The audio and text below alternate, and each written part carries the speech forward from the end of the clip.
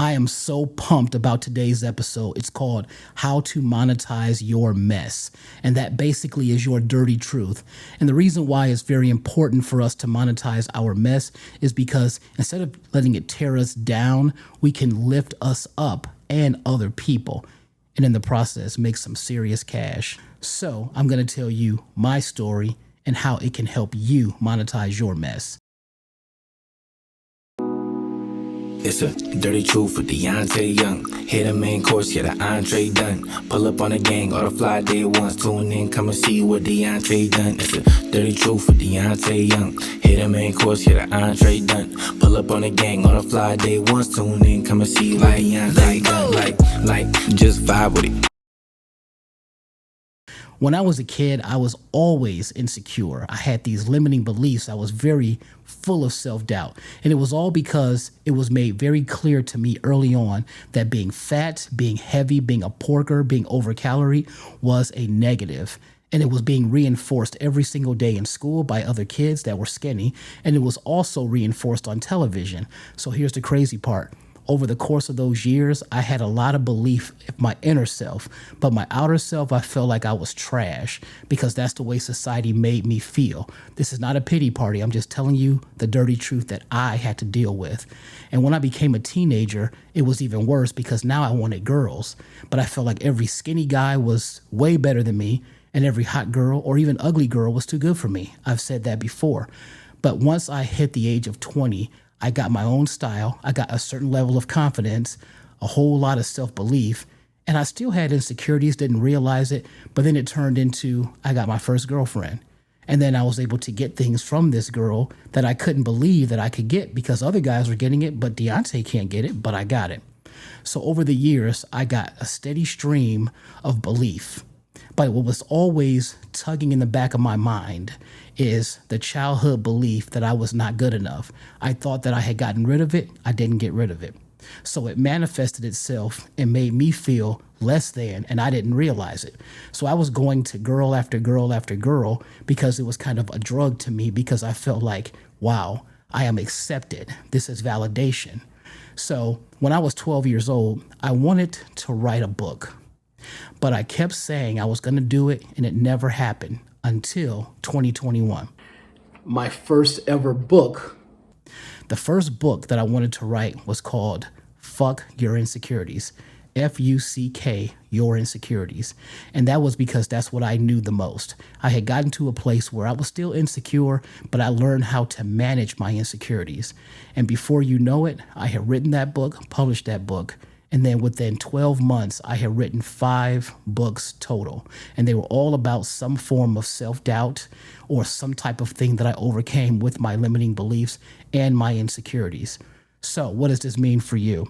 It means that whatever you have going on in your life, you can do the exact same thing. Just know that I was able to monetize my mess, my dirty truth in 10 different ways. And I'll tell you exactly what those 10 ways are. First, through book royalties. Second, audiobook royalties. Then, book sales. Event ticket sales. Merchandise, meaning t-shirts, etc. Speaking engagements. Ghostwriting. Online courses. Book coaching. And being an editor for other people. Those are the 10 different ways that I was able to monetize my mess.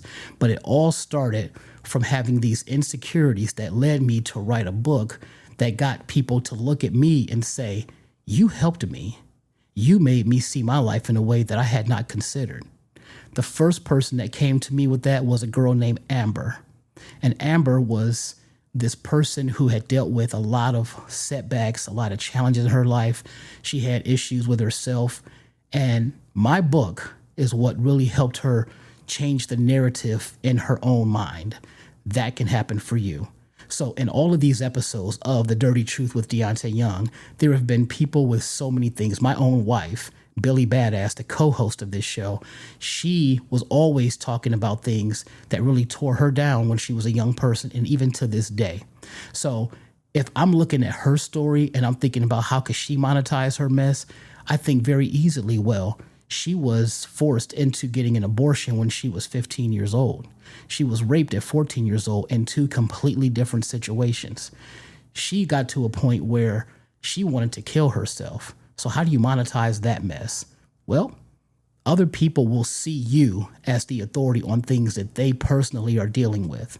And so no matter what your experience level is, no matter how well you speak or well you don't speak, you're always going to be an influencer to somebody. Leadership is all about influence and vice versa. So the way I would talk to my wife, for example, as to how she can monetize her mess, well, we already started. So she wrote a book, and it's called A Mother's Hopeless Prayer.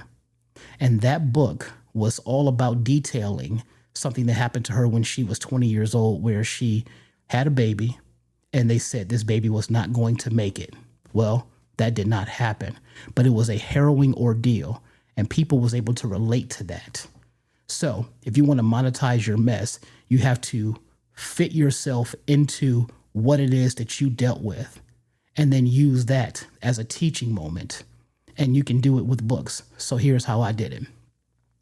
When I first made Fuck Your Insecurities and I started getting the attention, I went into it without even thinking about making money. Had nothing to do with making money. I wanted to fulfill the promise that I made myself that I was going to become a published author. But then it started getting influential, and I started to notice that this can become something. So I put the book on Amazon.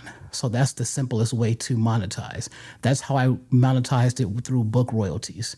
So you just get a percentage of what you're supposed to, what the price of the book is. Then from there, I also got physical copies made for the book, and people would just hand me money and they would say, oh, I need that book. I need that book. People will buy a book just because they support you, but also people will look at you and say, hey, I think you can help me. I really think you can help me. So I went from there, and then I did other books, and then I kept getting royalties from that on Amazon. And then when I got into the realm of selling books, I would have books on hand. That's something that anybody can do, is have books on hand. Sometimes the best thing you can do is give away a book, and then it creates opportunities. So those are book sales. I eventually had a book signing after I had written my third book, and it was only 6 months after my first book. And then the event sales, I had 34 people show up, and I made over $3,000 from that event. If you don't already know, I am a nutrition coach. I work with Deante. That's something you can do. If you can create a situation where people will come to hear you speak and hear other people speak on the topic that they are dealing with or have dealt with, you can make royalties, and you can also make flat out cash doing that. So event ticket sales is another way. I also had different ticket prices. So t-shirts, they would be $30. The tickets were $10, but then you can get a premium ticket for $50 where you get entrance and you also get a t-shirt. So that's another way to do it. That's another way that I was able to monetize my mess. And then merchandise, like I said, t-shirts. I even had a couple of hats made up and things of that nature. Speaking engagements. Once people start to realize that you know something that will be of value to other people, they're going to want you to speak. Now, you can seek those opportunities out yourself. The first speaking engagement I had was at a church. I got paid $250 for 15 minutes of speaking. And I was speaking on the principles in all of my books, but I tethered it to a Bible verse. I still won because I ignored my doubt and I tried. Some of us find problems in every opportunity, but if you find opportunities in every problem, you will win 100% of the time, because the victory is in the trying, not the outcome.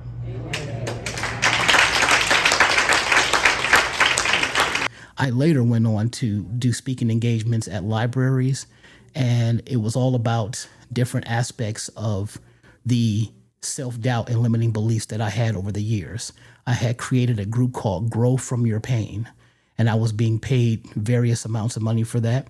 That was very, very helpful. One thing that's really important to remember is that you can take all the things that you do and you can look at it and say, How can I make money from this indirectly? How can I monetize my mess indirectly? So when I look at this, I'm looking at my list right now, and the way that I did things was sometimes you just monetize it indirectly. And when I look at all of these different types of things, it really helps you to understand. So monetizing your mess will lead to money directly and indirectly. So directly in my case was the initial FUCK Your Insecurities book.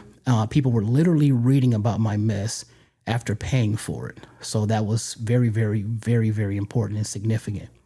Now, indirectly would be an example of the ghostwriting and the book coaching that I did. So because I had done books, people were looking at me as someone that can do a book for them. And so if you had more money than time, I would be a ghostwriter for you. That's a very lucrative opportunity. If you had more time than money, then I would just be a book coach. And sometimes I would charge $500, $750, $250, depending on the length of time they want it. You can do that because once you learn the skill of writing, you can do that, and you can do it in other ways. You can do it with newsletters and things of that nature. So that's one of the most important things to internalize, is that everything that you've experienced has profitability attached to it. So when I say failure is profitable, what that means is that the failures, meaning your quote unquote life experiences, your hardships, your setbacks, those things are profitable. It's not that you're looking to make a quick buck off of it, but we all in some way, shape, or form are teachers. Some of us are good teachers, some of us are positive teachers, and some of us are negative teachers. A drug addict is a teacher. He's just a bad teacher. But then he's also a good teacher because he's showing you in living color what not to be if you don't want your life to fall apart. I don't know if that makes sense, but that's sort of the bottom line. Now, one thing I would have to say is that I had a young man named Eben Reed on the show back in episode 6. And Eben Reed is a YouTube superstar. As a matter of fact, he's a social media superstar. He's a great guy, excellent guy. I tell people all the time, like, man, like they be seeing what I had now, but I be like, man, it takes a lot of hard work. It takes a lot of commitment. It takes a lot of consistency. You know what I'm saying? It takes a lot of planning, you know, and it takes a lot of faith. Yeah. You feel me? Because there's a lot of times where you don't really know what your next move gonna take you. You feel me? But you hop out there on faith and you try to just put the action behind it. So I was analyzing his story, and his story is just so very powerful. And I'm just going to give an example about Eben's story. So this is Eben's story. In a nutshell, these are the highlights. So the gritty neighborhood that he came from, it gave him hustle and discipline. That's a good part to start with. His father went to prison.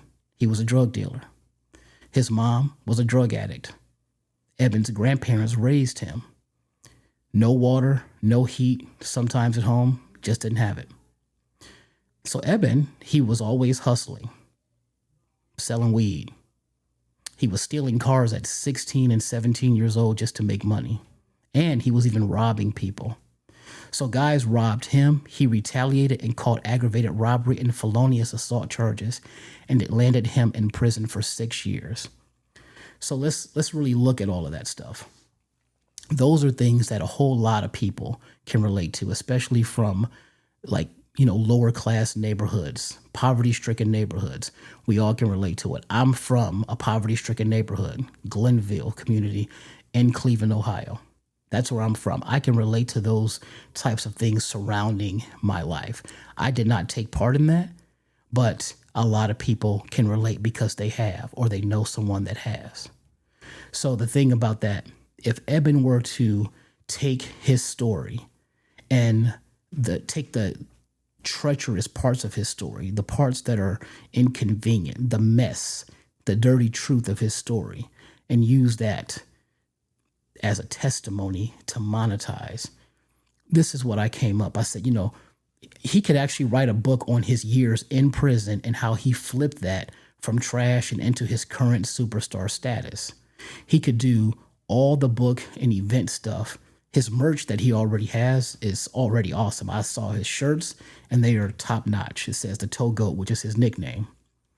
But I have never seen any of his merch that says anything about his journey. So if I were Eben, what I would do is, in addition to the shirts and the apparel that I have, I would take some ideas from my journey. I would create something that says, prison saved my life. I would have a shirt that says that. I would have a shirt that says, went from robbery to wealth, robbery to wealth in 6 years or less, or something like that.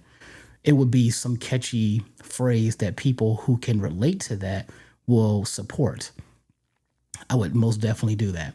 And the fact that he was raised by his grandparents, he can list all these things as bullet points on the shirt and have like this conclusion where it's like, none of that stopped me, or I'm unstoppable, or prison couldn't stop me, or in any of those types of things.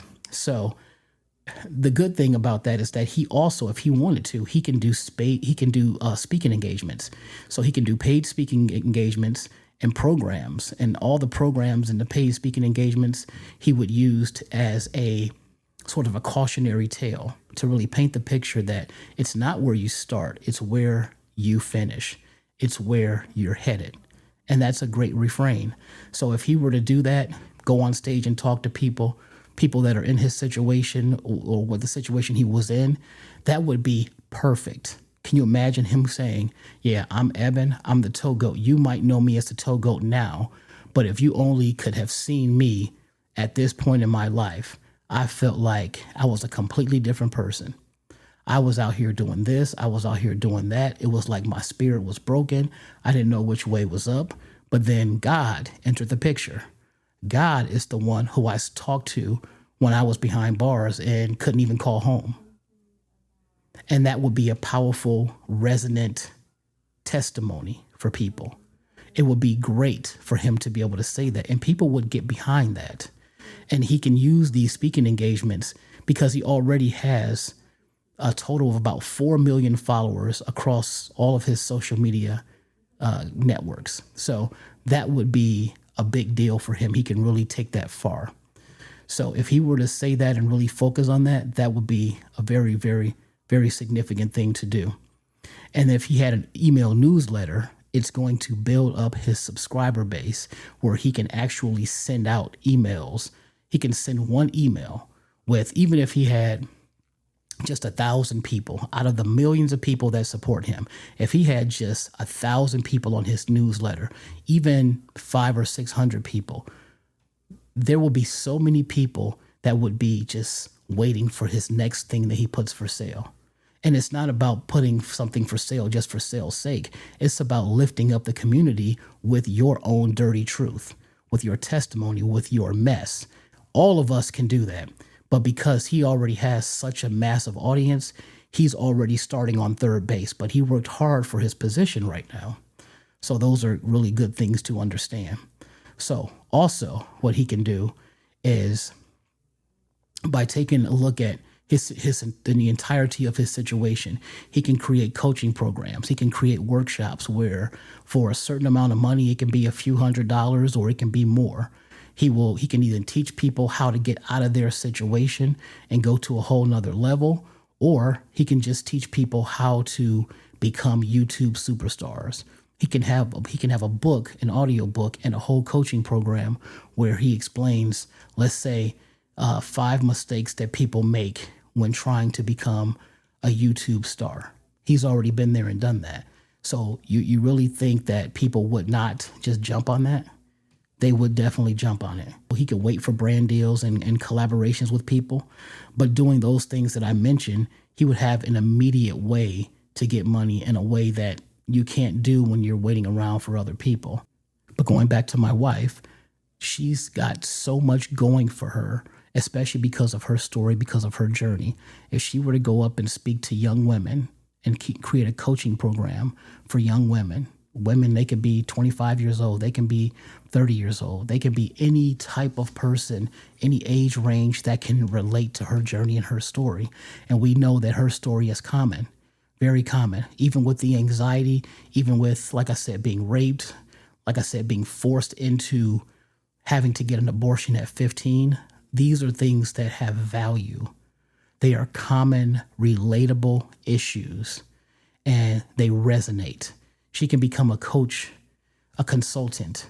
She can create content. She can do Zoom calls, and she can take that to a whole nother level by having a dedicated community. Slowly but surely, I'll tell you this: if I had this to do over again, I would do things exactly the same because I learned so many lessons.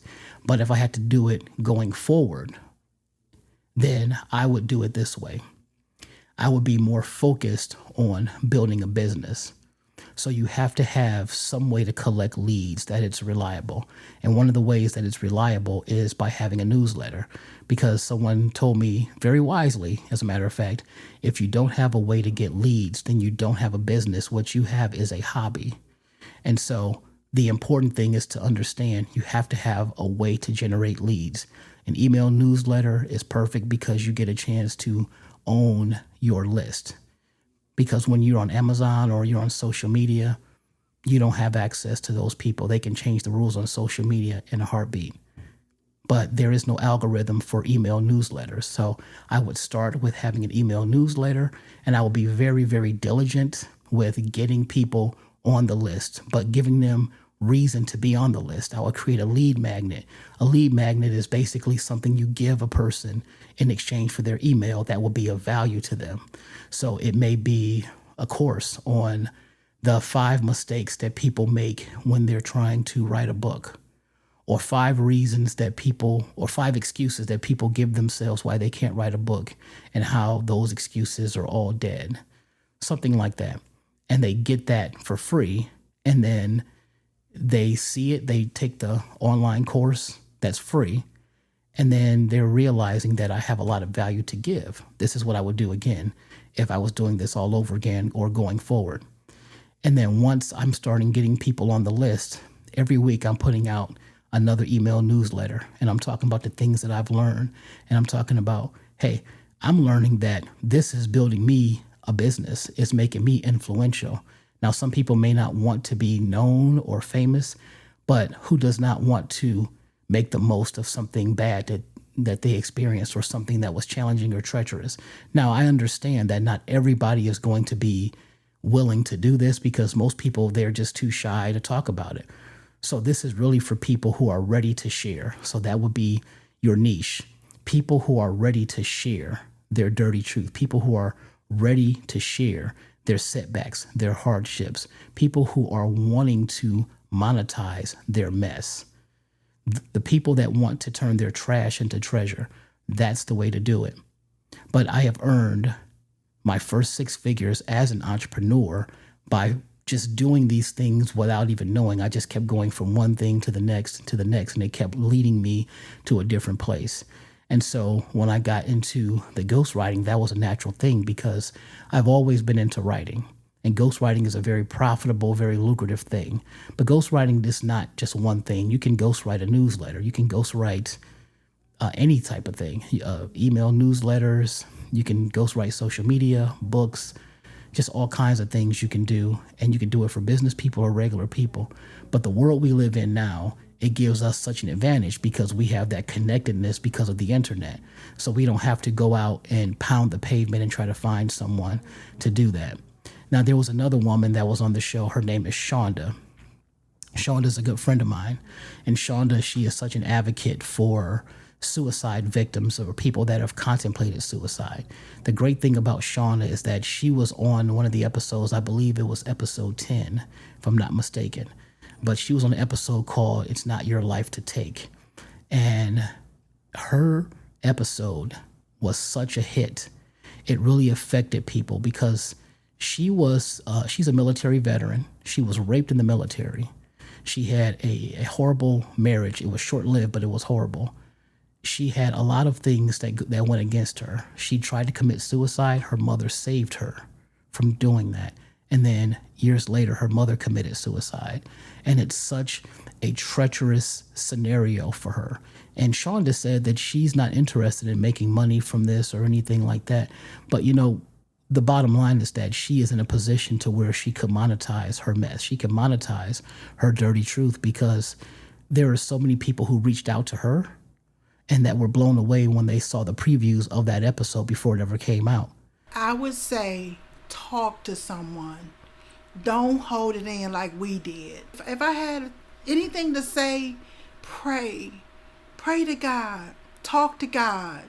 You don't have, if you don't feel like you can talk to people or they won't understand, talk to God, because it works. You know, when I have those nights where I feel like I have suicidal thoughts sometimes to this day, but I pray and I tell God, take those thoughts away from me.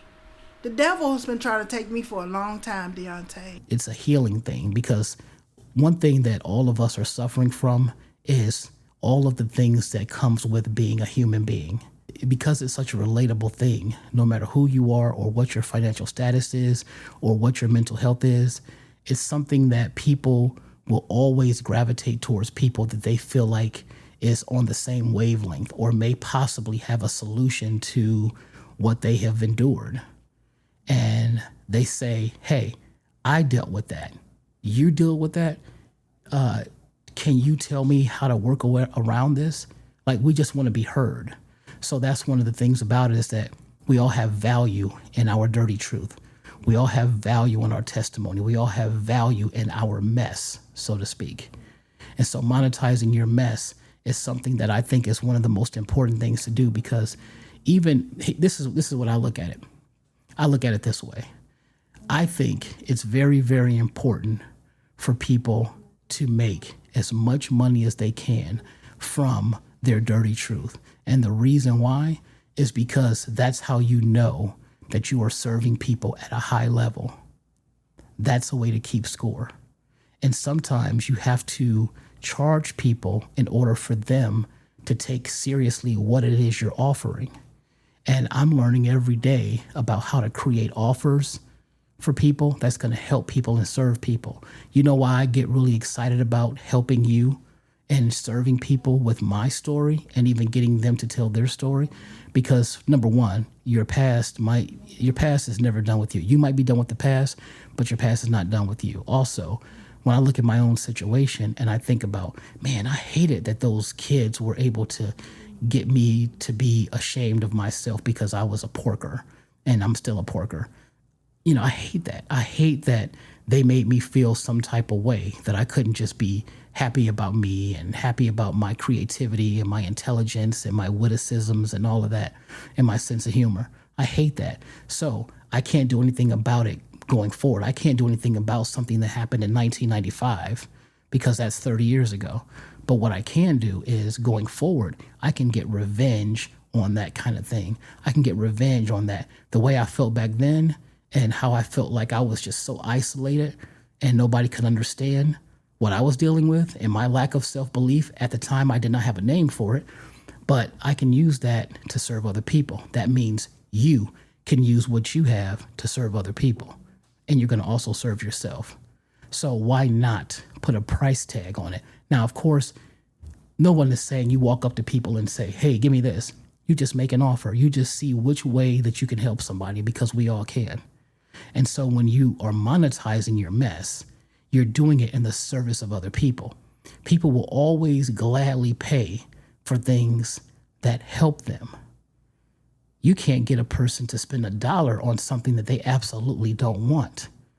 But I am living proof that you can get people to spend 5, 6, 7 figures, whatever the case is, on something that they deem to be important to them. So learning how to monetize your mess is something that is a superpower, and it should be seen as such. So if you can just get this narrative out of your mind that you don't want to make money from your situation, from your hardships, from your setbacks, hey, if you're not ready to share it, that's one thing. But please get it out of your mind that you don't want to do that. You don't want to make money from that. You don't want to make money from something like that. What it ends up doing is, the more that you can make money from monetizing your message, the more time is going to give you to monetize your message, because you won't have to try to find other ways to earn a living. Imagine if you worked at the bank or at Walmart or at anywhere, a hospital, right? Imagine you worked somewhere where you have to spend hours actively doing this job. Well, you can't just really put that on hold and then go and do this type of thing because you got to make money. Now, you might do it in your spare time, but this is a worthy pursuit. It really is. Even when I did ghostwriting for people, those people, their lives were changed in some positive way. Period.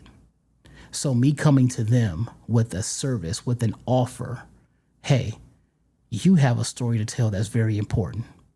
You can serve and help people with your story or with your journey, and you're going to also help yourself. And the people that I've ghostwritten for, they look at it and say, you know, I didn't even realize that this was in my life, or I didn't realize that, you know, I had been through all of that. And then they're afraid in a lot of cases to even really admit the dirty truth. His accuracy is so on point. When you tell him something, he goes to make sure. I don't know where he be going, and then he'll come back and he'll say, "Okay, let's recap what we talked about on. I know it's hard, but let's recap blah blah blah blah." And then we recap it. He said, "Yeah. Now, how did you feel?" It wasn't easy.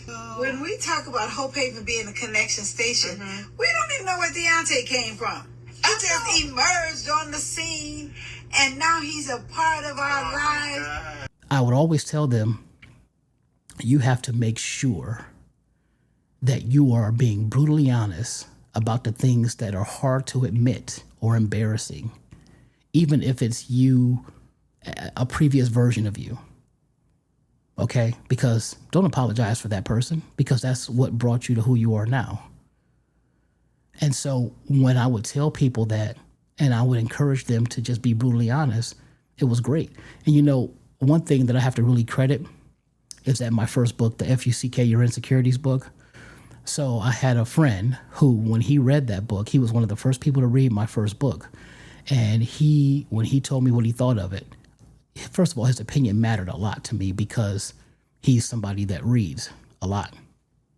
So he said that my first book was absolutely amazing because I was so transparent in that book. I was not interested in making myself look perfect. As a matter of fact, I was making myself look very exposed because I was saying some things about myself in a very honest way that most people can't even get to that level of honesty. And that's a positive because, like he said, he's a lot more likely to believe me and trust me because other people typically, when they do books, they make themselves look perfect. I made myself look vulnerable. But here's the thing, you're never vulnerable. You're always at your strongest when you are able to reveal things that are hard to admit about your life, yourself, your thoughts, whatever. So monetize your mess because it's the best way that you can really serve yourself and other people. That's just the bottom line, and it's the dirty truth.